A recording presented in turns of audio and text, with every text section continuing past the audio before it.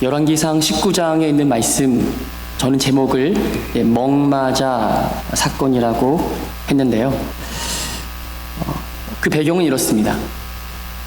엘리야는 갈멜산에서 바알과 아세라 제사장 850명과 함께 어느 신이 진짜 하나님인가 라는 대결을 벌였습니다. 엘리야는 이스라엘 백성들에게 너희가 어느 때까지 둘 사이에서 머뭇하려느냐, 여호와가 만일 하나님이면 그를 따르고 바알이 만일 하나님이면 그를 따를지니라. 진짜 하나님이 누구인지 똑똑히 선택하라는 말씀입니다. 엘리야의 이름을 아십니까? 엘리야는 히브리어로 엘, 하나님, 리, 나의, 야훼, 여호와란 뜻입니다. 나의 하나님은 여호와, 그 이름 자체가 10계명의 1계명입니다. 이스라엘 백성들이 하나님 외에 다른 신을 자신들의 눈앞에 두고 둘 사이를 왔다 갔다 하며 머뭇하기 때문에 엘리야가 누가 참 하나님인지 대결하자고 선전포고한 것입니다. 하나님은 엘리야의 기도와 선포대로 하늘에서 불을 내려주셨고, 열왕기상 18장 38절로 39절의 말씀이 보면 여호와의 불이 내려서 번제물과 나무의 돌과 흙을 태우고 또 도랑에 물을 핥은지라 모든 백성이 보고 엎드려 말하되 여호와 그는 하나님이시로다, 여호와 그는 하나님이시로다 하니, 상천하지 높은 하늘과 땅 아래에 여호와 하나님, 진짜 하나님 되심을 선포한 것입니다. 여호와 그는 하나님이시로다. 이 백성들의 외침은 바로 엘리야 그의 이름을 부르는 것과 같다는 것이에요. 그리고 850명의 바알과 아세라의 제사장들 모두 한 명도 도망가지 못하고 기손 시내에서 죽임을 당하였습니다. 이러한 일이 아합 왕과 그의 아내 되는 이세벨에게 전해지면서 오늘 본문 열왕기상 19장이 시작합니다. 이세벨이 엘리야가 행한 모든 일을 전해 듣고 엘리야에게 사신을 보낸 것입니다. 우리 2절 말씀을 한 번 더 읽겠습니다. 2절입니다. 시작. 이세벨이 사신을 엘리야에게 보내어 이르되 내가 내일 이맘때에는 반드시 내 생명을 저 사람들 중 한 사람의 생명과 같게 하리라. 그렇게 하지 아니하면 신들이 내게 벌 위에 벌을 내림이 마땅하니라 한지라.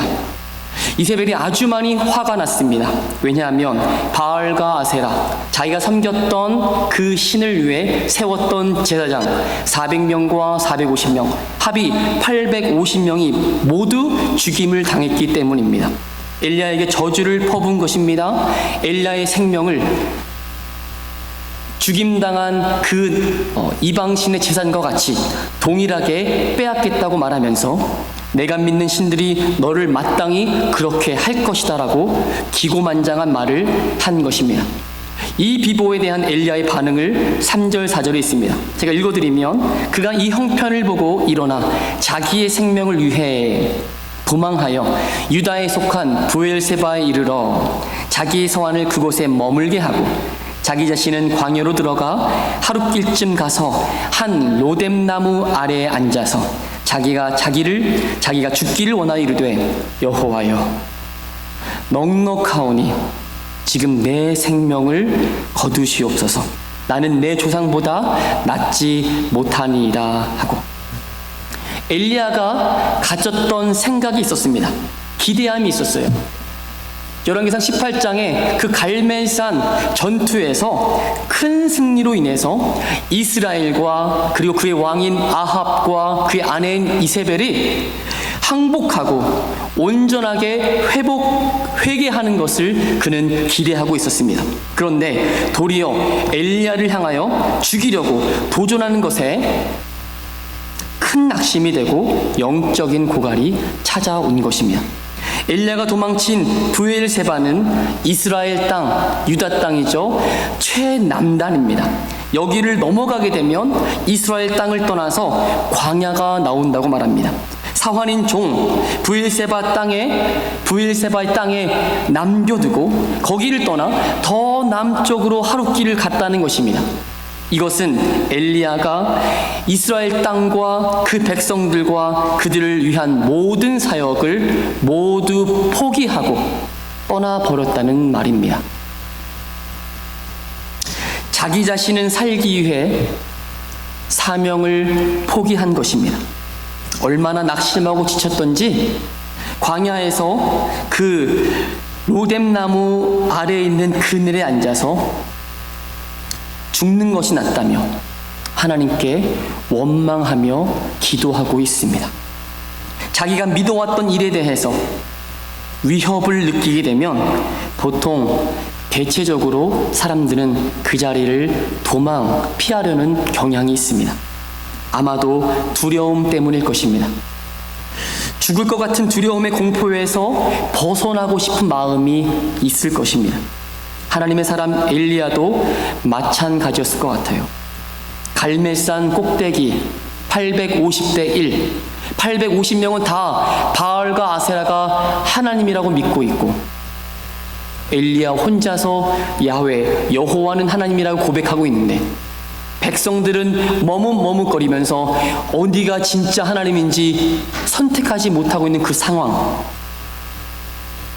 거기에 승리를 거두고 이스라엘 나라가 온전히 회개의 역사로 하나님께로 돌아올 것을 기대했었는데 도리어 자신의 생명이 위협받고 있음에 엘리야가 낙심을 하고 있는 것입니다. 여기서 우리는 로뎀나무 아래 홀로 남아 생명을 거두어 달라며 기도하는 엘리야의 애처로운 모습을 발견합니다. 첫 번째, 인생 중 낙심이 되면 로뎀나무 아래에서 우리도 하나님과 독대하는 시간이 필요합니다. 엘리야가 있는 곳은 실제로 광야입니다. 또한 영적인 광야. 그런데 이때 주님이 만나 주십니다. 엘리야는 하나님의 사람입니다. 영적인 고갈과 낙심 중에도 하나님께 원망은 할지언정, 죽여달라고 고백할지언정 하나님께 항변하고 있습니다. 낙심 중에 우리가 꼭 해야 할 것은요, 하나님 앞에 나아가서 기도하는 것입니다. 이것을 잊으시면 안 됩니다. 마태복음 11장 28절 말씀에 수고하고 무거운 짐진 다들아 다 내게로 오라. 내가 너희를 쉬게 하리라. 주님은 언제든지 우리가 낙심되고 실망하고 어려울 때 받아줄 준비가 되어 계십니다. 주님 앞에 엎드려 기도하면 그분은 우리의 기도를 반드시 들으시는 줄로 믿습니다. 하나님, 이게 어찌된 일입니까? 하나님이 참신으로 드러났음에도 불구하고 왜 회개와 영적인 부흥이 와야 되는데 이게 어찌된 일입니까? 저들이 내 생명을 내오느라고 하는데 차라리 저들의 손에 죽는 것보다 하나님 나를 죽여주십시오.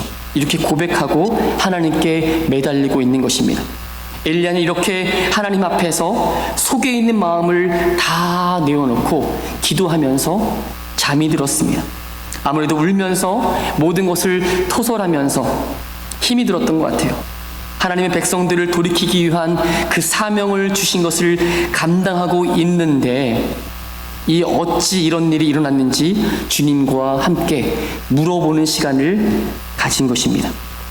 하나님은 기도하는 사람에게 반드시 응답하십니다.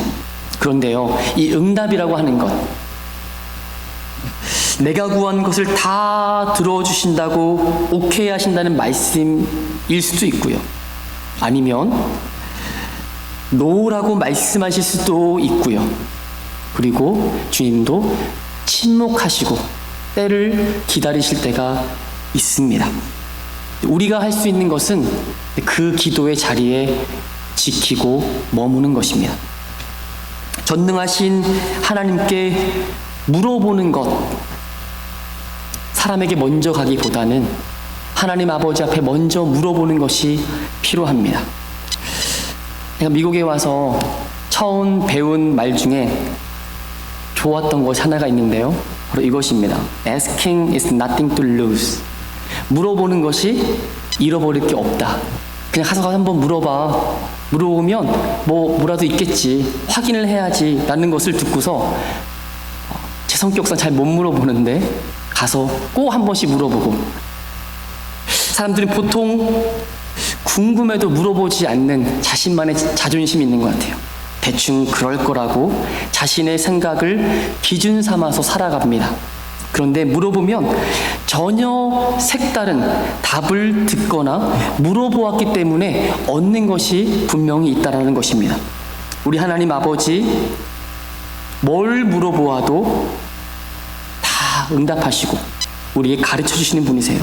나를 자녀 삼아 주시고 나에게 가장 좋은 것을 주시기 원하시는 하나님 아버지 앞에 물어보는 것, 기도하는 것, 그분과 대화하는 것이 우리 기독교인, 그리스도인, 하나님을 믿는 백성에게 최고의 것이고 최선의 것이고 최상의 것인 것을 우리 잊지 마시기를 바랍니다.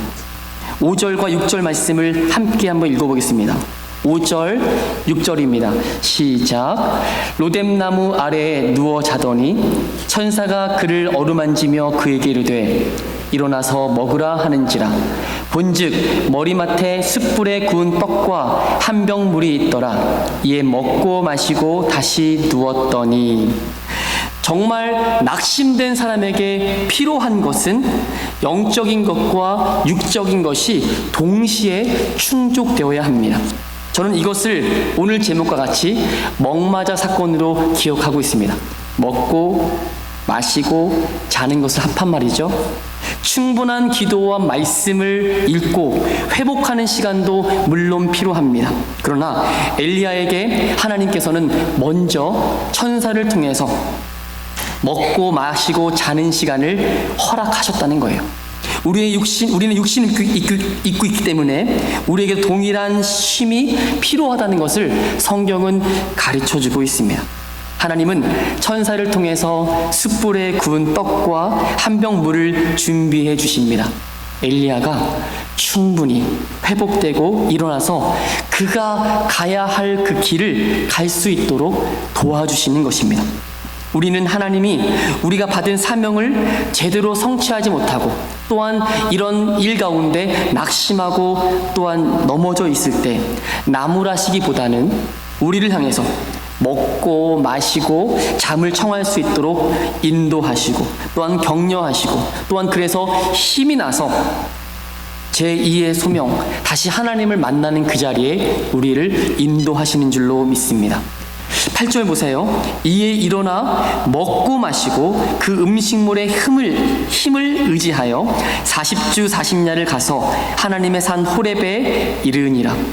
천사가 전해준 이 음식은 또한 하늘로부터 온 양식입니다. 하늘의 양식이야말로 지치고 낙심되어 있는 성도를 정말 살리고 새 힘을 얻게 합니다. 그리고 40주 40야, 40일을 달려갈 힘을 얻게 하는 진짜 양식이 된다는 것입니다. 그래서 예수님을 따라오는 군중들을 향하여 주님은 요한복음 6장 33절에 이렇게 말씀합니다.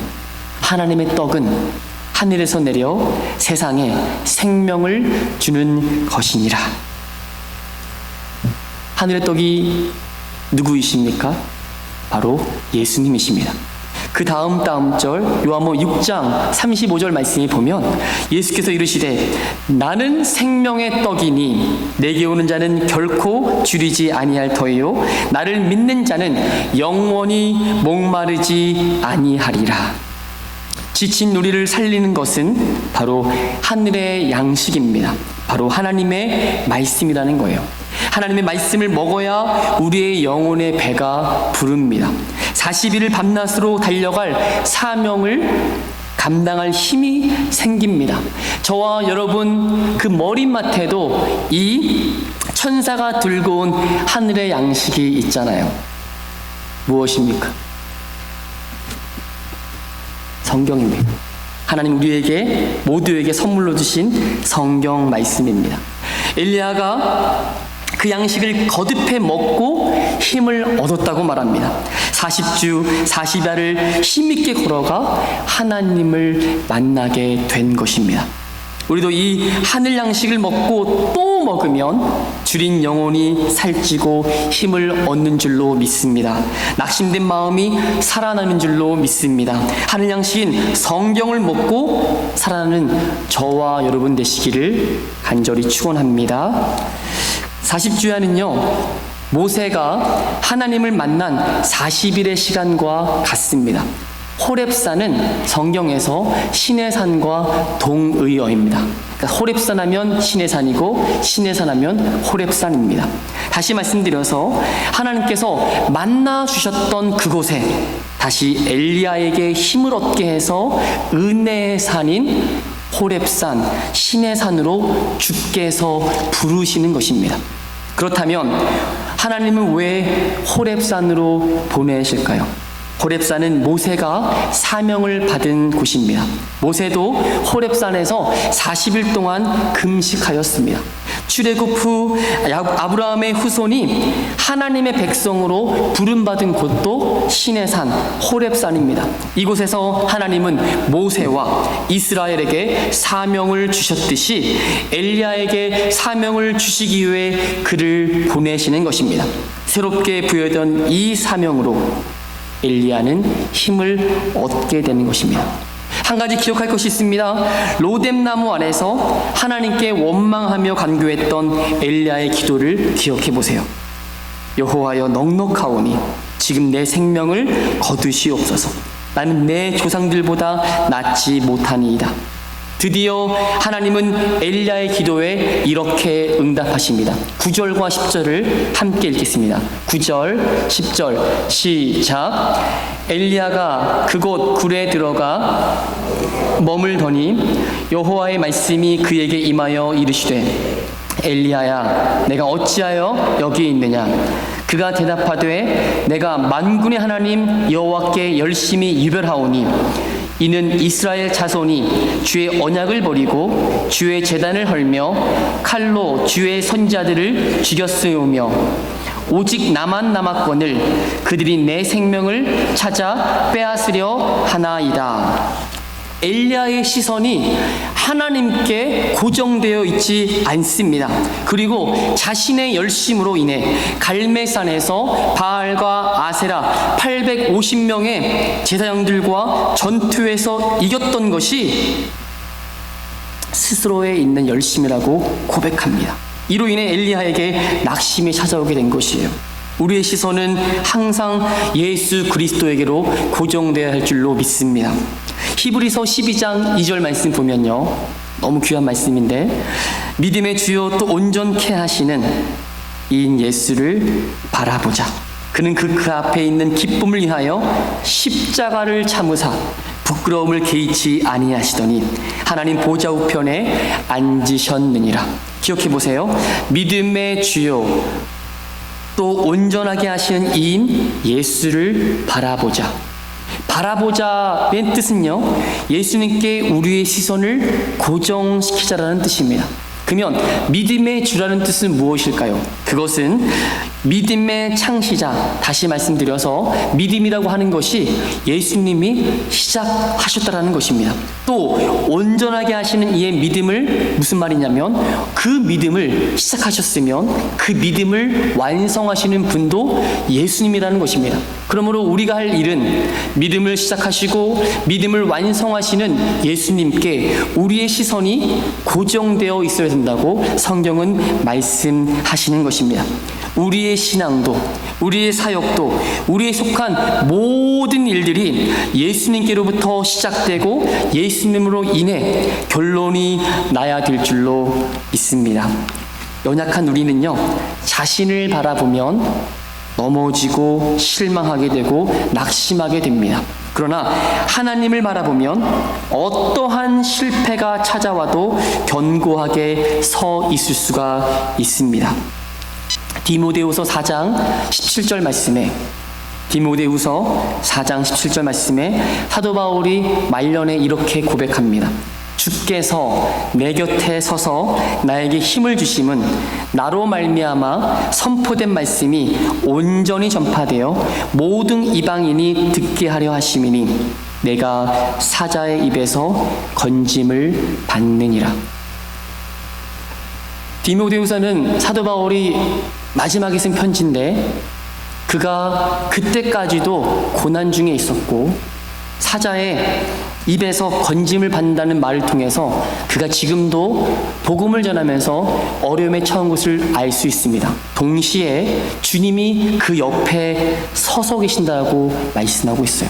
그런데 뭐라고 고백합니까? 나에게 힘을 주심은 나로 말미암아 선포된 말씀이 온전히 전파되어 모든 이방인이 듣게 하려 하심이라. 복음이 전파되는 것을 봄으로 말미암아 사도 바울은 힘을 얻게 된 것입니다. 고난, 낙심, 사도 바울은 그에게 사형 선고 받은 일이 있다 할지라도 주님이 함께 하시고 그 복음 전함으로 인해서 그에게 힘을 얻게 하는 것, 그것을 기억했다는 것입니다. 다시 본문 돌아와서 하나님의 사람 엘리야는 이세벨의 위협에 목숨을 건지고자 어디로 도망갔습니까? 브엘세바 및 광야까지 도망쳤습니다. 그러나 지치고 낙심한 나머지 생명을 거두어달라고 외쳤습니다. 오직 나만 남았거늘 주님 나밖에 없어요. 그들이 내 생명도 찾아 빼앗으려 합니다. 850대 1의 승리를 거둔 엘리야는 담대하게 여호와는 그는 하나님이시다. 여호와 그는 하나님이시다. 이 고백을 했었음에도 불구하고 이제는 두려워 떨며 담대함을 잃어버린 것입니다. 주님이 9절에 말씀하시죠. 엘리야야 너는 왜 여기 있느냐? 이스라엘에 남아있어야 할 너 하나님의 사람 엘리야야 왜 이곳에 와 있느냐고 물어보시는 것입니다. 엘리야는 하나님 앞에서 책망을 받음에도 불구하고 이렇게 이야기합니다. 자신의 생명을 위협을 받고 있다고 주장하는 것입니다. 그러한 엘리야의 말에 하나님은 엘리야를 호렙산에 서게 하십니다. 크고 강한 바람이 산을 가르고 바위를 부수나 여호와께서는 그곳에 계시지 않으셨습니다. 지진 후에 불이 나고 그곳에서 주님은 계시지 않으셨습니다. 마지막 12절 말씀처럼 그 불 후에 세미한 소리가 있었습니다. 바로 하나님께서 엘리야에게 제2의 사명을 허락하셨을 때 낙심되어 아무것도 할 수 없다는 하나님의 사람 엘리야에게 나만 홀로 남아 있습니다. 그 말에 이렇게 답하십니다. 18절을 한번 같이 읽겠습니다. 열왕기상 19장 18절 말씀 시작. 그러나 내가 이스라엘 가운데 7,000명을 남기리니 다 바알에게 무릎을 꿇지 아니하고 다 바알에게 입맞추지 아니한 자니라. 아멘. 이 말씀은 엘리야와 같은 사람이 숫자로 7,000명이 있다는 말은 아닙니다. 성경에서 7은 완전한 하나님의 숫자고 1000은 셀 수 없는 무리를 말하는 것입니다. 그러므로 바알에게 무릎 꿇지 않은 7,000명은 하나님만 섬기고 저들의 눈을 하나님 한 분에게 고정시키는 수많은 무리들이 있을 거라는 하나님의 약속인 것입니다. 사랑하는 성도 여러분, 지치시고 낙심되실 때 여러분 혼자가 아닙니다. 저와 여러분에게 이 바알에게 즉 세상에게 무릎 꿇지 않은 하나님의 사람인 7,000명이 있고 우리도 그 7,000명에 속한 사람인 줄로 믿습니다. 엘리야에게만 사명을 주신 것이 아닙니다. 지금 예수를 주와 그리스도로 믿고 있는 저와 여러분에게도 동일한 사명을 주신 줄로 믿습니다. 하나님께서 우리 각자에게 사명을 주시는 이유는 우리가 충성되게 여겼기 때문에 주신 것은 아니라고 생각합니다.